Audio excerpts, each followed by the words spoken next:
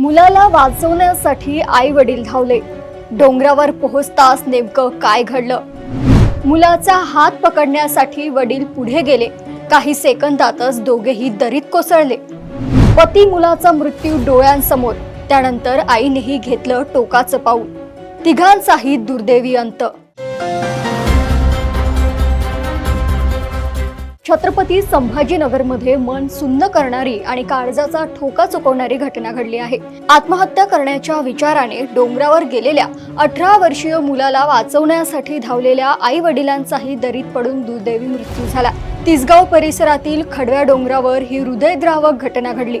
मुलाला समजावून सांगण्यापासून त्याला वाचवण्याच्या शेवटच्या प्रयत्नापर्यंत आई वडिलांनी धडपड केली. मात्र काही क्षणांत संपूर्ण कुटुंबावर काळाचा घाला आला.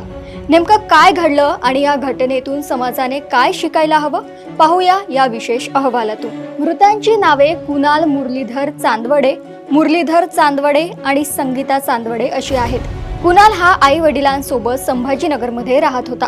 कुणाल डोंगरावर गेल्याची माहिती मिळाल्यानंतर त्याच्या आई वडील आणि काही गावकरी त्याला वाचवण्यासाठी खडव्या डोंगरावर पोहोचले. बराच वेळ त्यांनी कुणालला समजावण्याचा प्रयत्न केला, मात्र तो ऐकण्याच्या मनस्थितीत नव्हता. मुलाला वाचवण्यासाठी वडील मुरलीधर पुढे गेले आणि त्यांनी कुणालचा हात पकडण्याचा प्रयत्न केला. त्याच वेळी कुणालने डोंगरावरून उडी घेतली. मुलाला वाचवण्याच्या प्रयत्नात मुरलीधर यांचाही तोल गेला आणि ते खाली कोसळले. गंभीर दुखापतीमुळे दोघांचाही जागीच मृत्यू झाला. पती आणि मुलगा डोंगरावरून खाली पडल्याचे पाहून आई संगीता चांदवडे यांना मोठा धक्का बसला.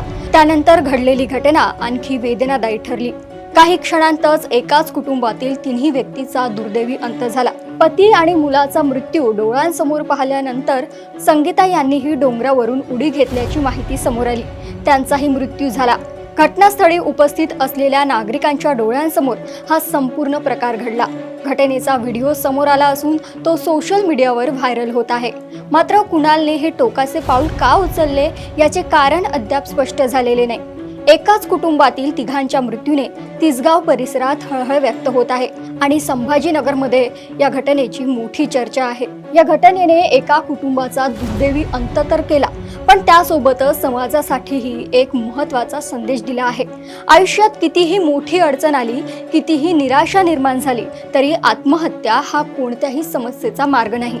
अशा वेळी व्यक्तीनं एकटं राहण्याऐवजी कुटुंबीय, मित्र, शिक्षक किंवा विश्वासू व्यक्तीशी संवाद साधणं गरजेचं आहे. एखाद्याच्या वागण्यात निराशा किंवा आत्महत्येचे संकेत दिसत असतील तर त्याकडे दुर्लक्ष न करता त्याच्याजवळ राहणं आणि तातडीने मदत मिळवून देणं ही प्रत्येकाची जबाबदारी आहे. अंधार कितीही मोठा असला तरी मदतीचा हात आणि संवादाचा एक शब्द एखाद्याचं आयुष्य वाचवू शकतो.